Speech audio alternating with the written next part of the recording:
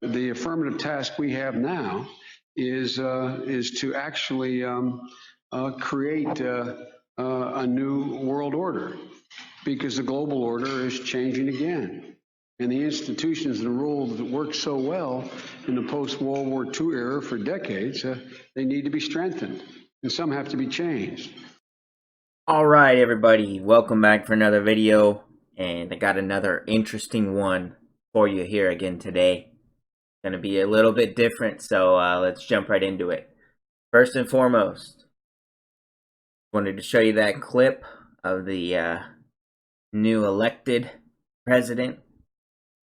Say what you want about the political side of things or this and that, but I really just want to bring to light what might actually be going on behind the scenes. Now, there's plenty of evidence up to this point to suggest that there's a little bit more to the story than just some kind of outbreak, right? So let's dig a little deeper. All right. First and foremost, wanted to bring this to your attention. Biden's COVID chief says the U.S. should go into a total national lockdown for 6 weeks to avoid virus hell, and the federal government can borrow to pay workers while country is shut down. Dr. Michael Osterholm suggests the U.S. should go into a 4 to 6 week national lockdown to combat the spike in cases. He claims the economy can still be revived before a vaccine is distributed, even if a lockdown is enforced. The Biden advisor states that U.S. could borrow the money to pay wages while businesses are forced to close. All right. A couple other things to note. Less than half of Americans say they will likely comply, and the guy who has been running the show up to this point, Dr. Fauci, insists a lockdown doesn't need to happen. Americans keep wearing masks and washing their hands. So, all right. Just wanted to bring this to your attention because obviously this is a proposal that is actually on the table right now. So apparently this new advisor to Biden, if and when he is running the show in the U.S., says we need to definitely go into another 4 to 6 week official lockdown where no one gets to do anything, but that the government can just pay everyone's salary during this period of time. So it would just be a vacation, essentially. Now, how would that work? So 4 to 6 weeks, what is that? 2 to 3 stimulus checks that everyone's going to get? What about all the small businesses? What do they do? Are you going to pay their expenses for that 4 to 6 weeks as well? Cover their needs? I mean, how does this work? How does this actually work out from a financial standpoint? Where does the money come from? Oh, you just borrow it. Borrow from who? The printer? I mean, come on. All right. Just tying that in together. Friendly reminder, just in September, Yelp data shows 60% of business closures due to the pandemic are now permanent. According to Yelp, permanent closures have reached 97,000, representing 60% of closed businesses that won't be reopening. So this was in the first go at a lockdown, which was only, 2 weeks long, realistically, in the U.S., besides maybe some limited numbers allowed to go into restaurants and so on. But I mean, so what would 4 to 6 weeks do to the rest? We probably would lose the remaining 40% that haven't closed yet, right? But right off the World Economic Forum website, so they got this map mapping the uneven recovery of America's small businesses. So they go on to talk about, how it's distributed throughout the states, number of small businesses that are still open. And the interesting part about this article is it seems like it's almost like what they want, right? It comes right under Agenda 2020 on their website, and they talk about how small businesses are the backbone. Here we go. Small businesses are the backbone of the U.S. economy, employing nearly half of the private sector workforce. So if we lose all of them, then we lose nearly half of private sector workforce, right? So But there's nothing in here about how, oh, this is a tragedy and this and that. It's just kind of like, okay, things are going as planned. Let's continue the shutdown, right? And then wanted to point out a couple of the tweets from the founder of the World Economic Forum. I've talked about this place a lot lately. So Klaus Schwab just created a Twitter account last month, actually, and apparently he's already been suspended. I don't know why that is, but maybe it has to do with a couple of his tweets. So I grabbed it off of the digital asset investor video that he posted yesterday, so you can go check it out if you want to watch the video yourself. But his account's suspended, so I couldn't grab the actual tweets off of Twitter. So here we go. He says, due to mandatory social restrictions, single people are finding it more difficult than ever to meet each other.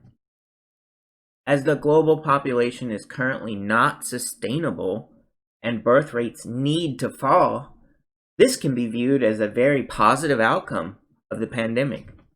Oh, wow. So he's insisting that the global population is too large and it needs to be reduced. So this pandemic is a good thing because people can't reproduce anymore. Oh, man. This is the guy. Right?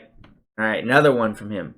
The World Economic Forum are working with the Biden administration to ensure that most people will survive the coming food shortages.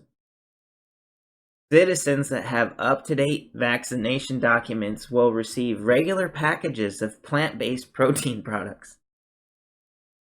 What? Okay, and not only that, remember I showed you that little video they had put together in 2016, right?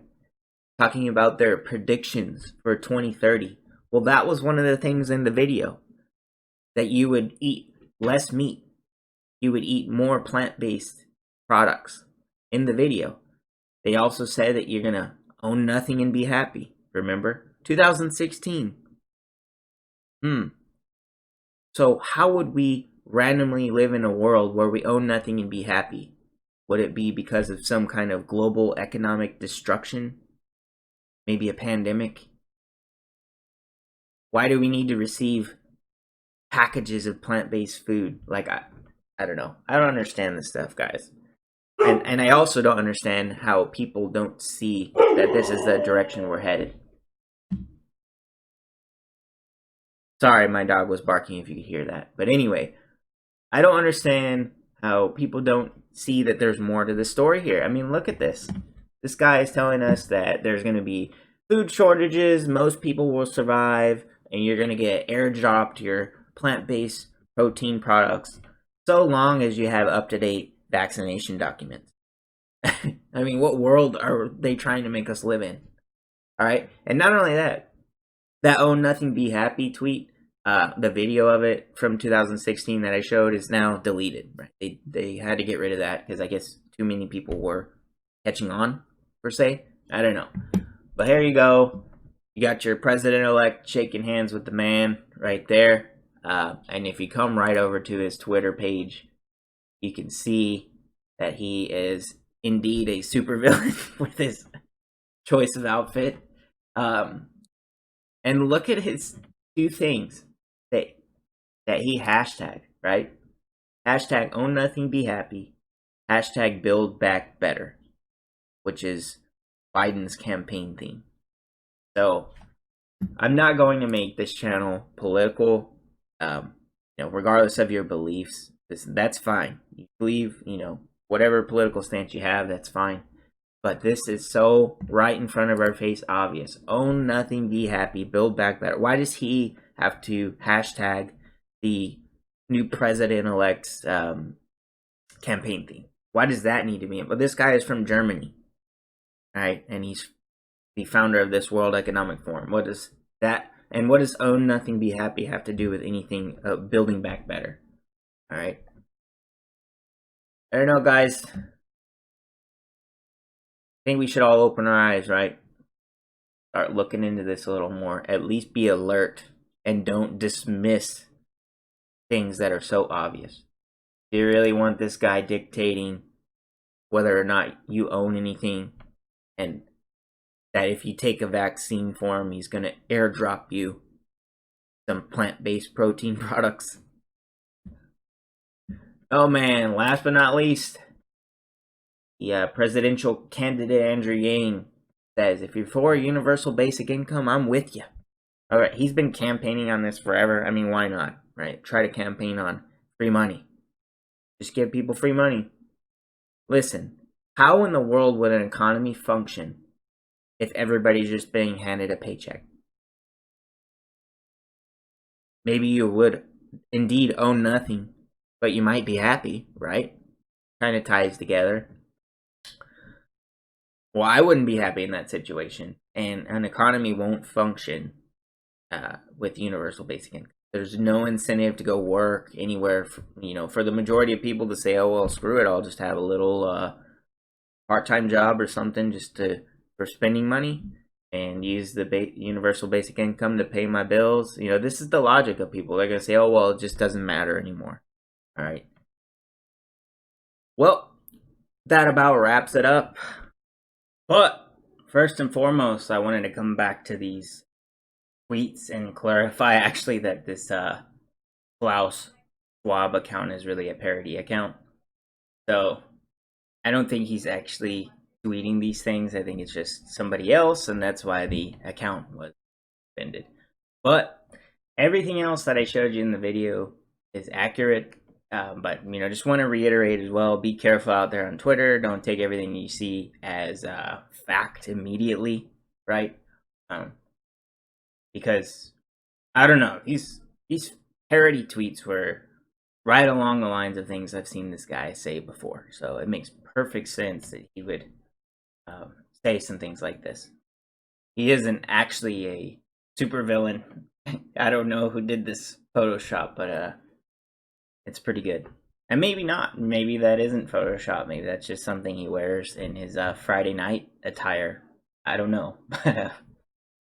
I don't think so. I don't think that's what he actually wears. But hey, everything else the World Economic Forum is talking about with these small business shutdowns and, a need for a great reset and own nothing, be happy. You'll eat less meat. All of that is real. That's all stuff that they posted. But as far as this account, I'm pretty sure that that's not legit. All right, just wanted to clarify that before I wrap things up. But that'll do it. Hope that was an interesting one. As always, please like and subscribe, share with your friends and family, and stay tuned for the next one. Thanks. What is a cashless society? What does it actually mean in a literal or high-level sense? Money will become like these, relics of a different age, and will only be found in places like this.